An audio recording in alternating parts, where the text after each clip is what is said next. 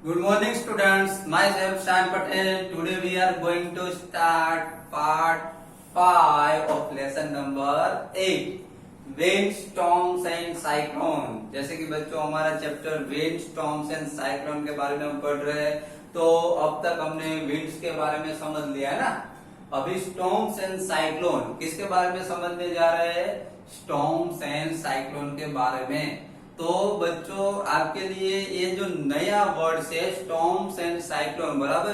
Storms किस तरीके से क्रिएट होते हैं? आपको पता है कि मॉनसून में ज्यादातर स्टॉर्म्स क्रिएट होते हैं ना, फास्ट विंड आती है जिसकी वजह से स्टॉर्म्स क्रिएट होते हैं। तो ये स्टॉर्म्स है वो किस तरीके से क्रिएट होते हैं, साइक्लोन जो है वो किस तरीके से क्रिएट होते हैं, वो उसके बारे में हम डिटेल में आगे समझेंगे। Okay, so now part 5 our new topic is thunderstorms and the cyclone. कौन सा है? Thunderstorm and the cyclone. Thunderstorm किस तरीके से क्रिएट होता है, व्हाट इज थंडरस्टॉर्म, पहले तो थंडरस्टॉर्म है क्या, ओके, वो बाद में व्हाट इज साइक्लोन, साइक्लोन क्या है, वो किस तरीके से क्रिएट होगा। तो सबसे पहले आज के लेक्चर में पार्ट 5 में हम सिर्फ थंडरस्टॉर्म के बारे में समझेंगे। किसके बारे में? Thunderstorm. Okay okay, see here thunderstorms develop in hot humid tropical areas like India very frequently। बच्चों यहाँ पे ऐसा बताया गया है कि थंडरस्टॉर्म जो है वो कहाँ पे क्रिएट होते हैं, वो कहाँ पे डेवलप होते हैं। मोस्टली जो थंडरस्टॉर्म है वो जो एरिया हॉट होता है, humid tropical area, hot and humid tropical area जो होता है वहां पे मोस्ट ऑफली ये थंडरस्टॉर्म है वो डेवलप होते हैं, वो क्रिएट होते हैं, बराबर। ऐसा जैसे कि लाइक इंडिया, इंडिया हमारी एक ऐसी कंट्री है जहाँ पे जो टेम्परेचर है मोस्ट ऑफली हॉट एंड ह्यूमिड रहता है। ओके, इंडिया में यहाँ पे वर्ड दिया है very frequently.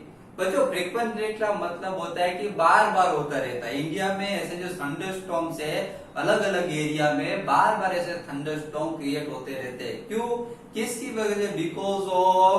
Because of hot and humid tropical areas. Okay, now next point is the rising temperature produce strong upward rising winds.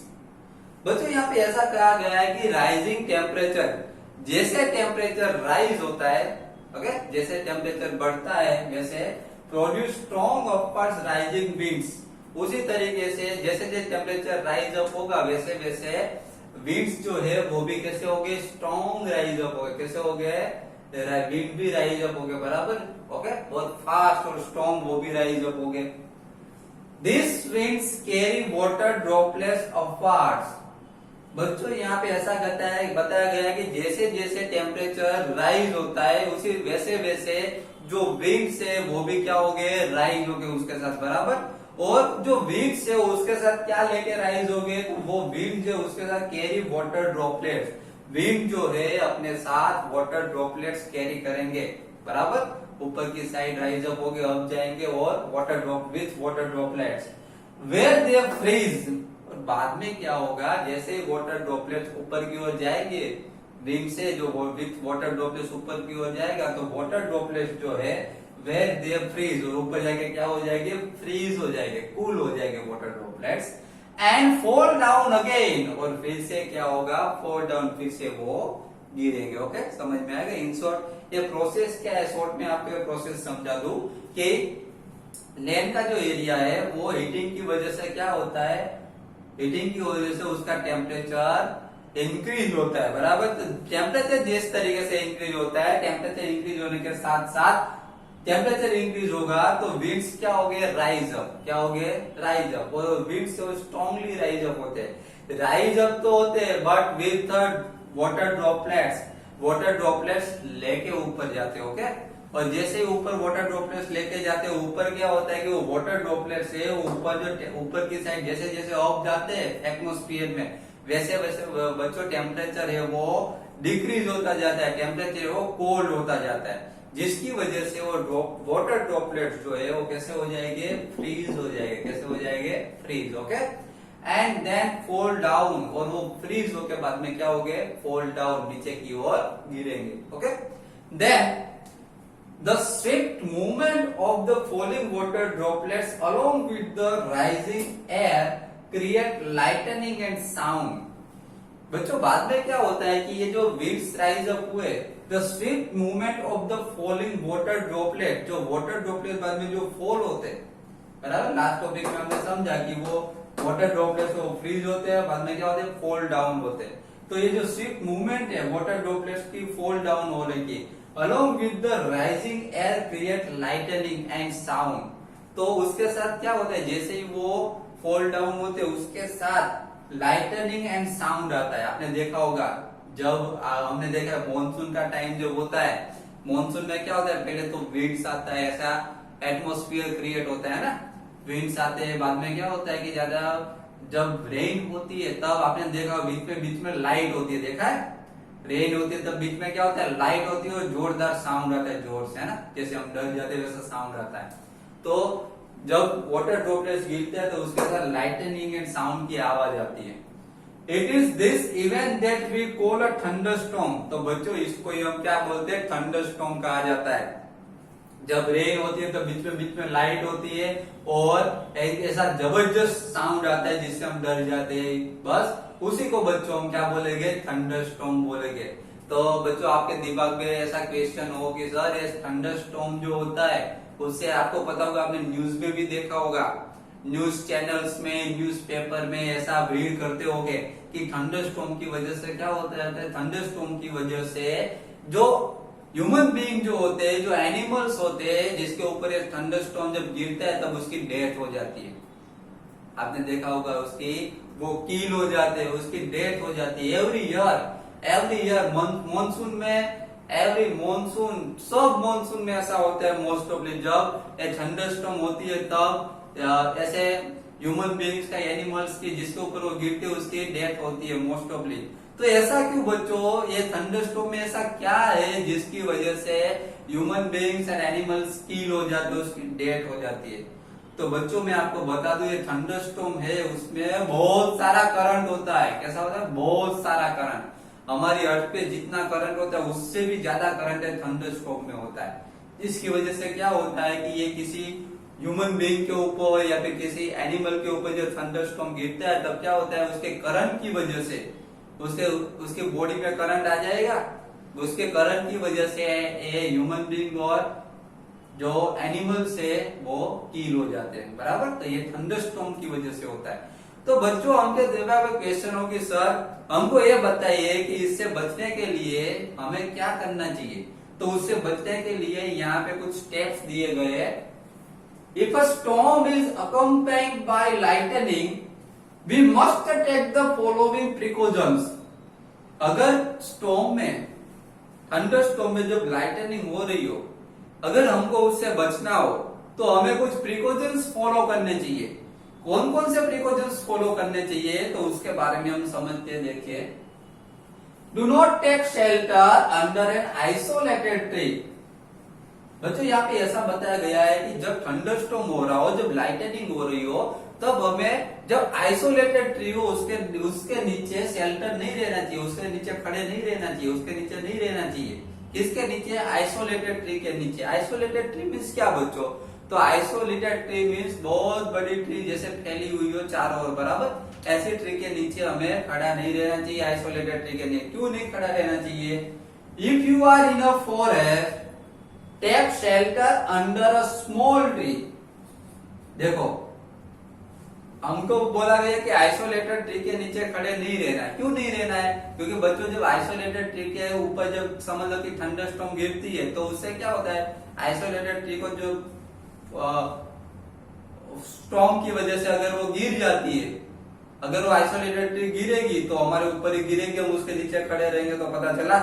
इसीलिए ऐसा बोला गया है कि जब हम फॉरेस्ट में हो, समझ लो कि हम फॉरेस्ट में हो तो shelter under a small tree, small tree के नीचे शेल्टर ले लो, स्मॉल ट्री के नीचे खड़े हो जाओ।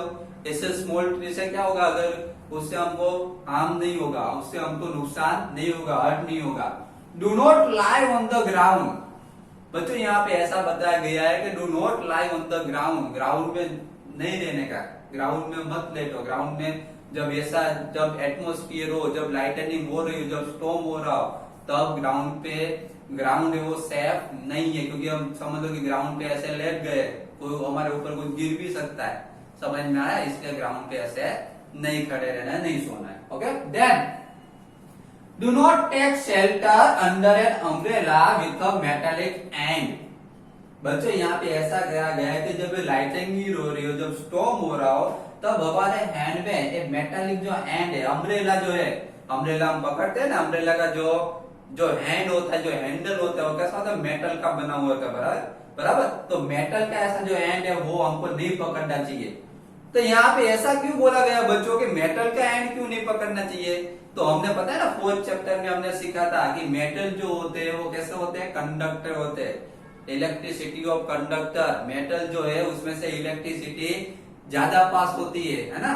तो समझ लो कि थंडरस्टॉर्म गिरेगी तो उसमें इलेक्ट्रिसिटी, मेटल जो होगा, मेटल में इलेक्ट्रिसिटी पास होती है, जिसकी वजह से हमको करंट भी लग सकता है।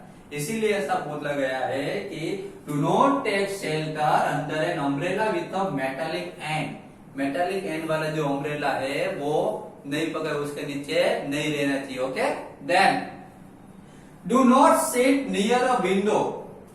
ऐसा बताया गया कि do not sit near a window, window के नजदीक में मत बैठिए। क्या बोला गया है? विंडो के नजदीक में नहीं बैठना चाहिए। Open garage, storage sets, metal sets are not safe places to take shelter। Open बच्चों, ओपन गैरेजेस हो, बाद में स्टोरेज सेट्स हो, सेट बनाए गए हो स्टोर के लिए, मेटल सेट बनाए गए, वो सब सेफ नहीं है, वहां पे नहीं रहना चाहिए। क्योंकि क्या होता है, वहां पे ऐसी ऐसी थिंग्स होती है जो हमको लग सकती है, बराबर। इसीलिए वहां पे नहीं रहना चाहिए, वो प्लेसेस हमारे लिए सेफ नहीं है। Okay, then fourth number is a car or a bus is a safe place to take shelter। क्या बताया गया है हमको? a car or a bus is a safe place to take shelter। हमको ऐसा बताया गया है, या तो कार के अंदर रहना चाहिए या तो फिर बस के अंदर रहिए। किसके अंदर? या तो कार के अंदर रहिए या तो बस के अंदर, वो सेफ प्लेस है। ऐसा कि वो सेफ प्लेस क्यों है, कार और बस? तो अगर समझो कि हम कार के अंदर या बस के अंदर रहेंगे तो थंडरस्टॉर्म होगा, उसके ऊपर गिरेगा तो भी हमको कोई हार्म नहीं होगा, हमको कोई नुकसान नहीं होगा, क्योंकि हम तो कार के अंदर बैठे हुए, बराबर, हम तो बस के अंदर बैठे हुए, तो कोई हमको हार्म नहीं हो सकता। ओके, तो वो सेफ प्लेसेस है।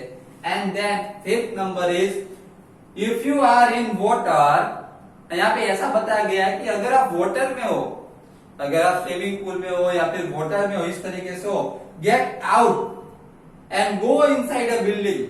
तो तुरंत ही वाटर से बाहर निकल जाइए और go inside a building, building के अंदर चले जाइए। क्यों बच्चों, ऐसा क्यों बताया गया है कि वाटर में हो तो वाटर के बाहर निकल जाना चाहिए? क्योंकि बच्चों वाटर भी, ये जो है वाटर भी कंडक्टर है। कैसा है? Elasticity of conductor. अगर थंडरस्टॉर्म उसमें वाटर में आता है, बराबर, अगर लाइटनिंग होती है वाटर में, तो वाटर भी क्या होगा, उसमें भी हमको, उसमें भी करंट पास होता है, उसमें भी वाटर में भी इलेक्ट्रिसिटी पास होती है, जिसकी वजह से हमको करंट लग सकता है। समझ में आया? इसीलिए ऐसा बताया गया है कि तुरंत ही वाटर से बाहर निकल जाना है हमको। ओके, तो बच्चों आज के लेक्चर में हमने पार्ट 5 में हमने किसके बारे में समझा? Thunderstorm and the cyclone.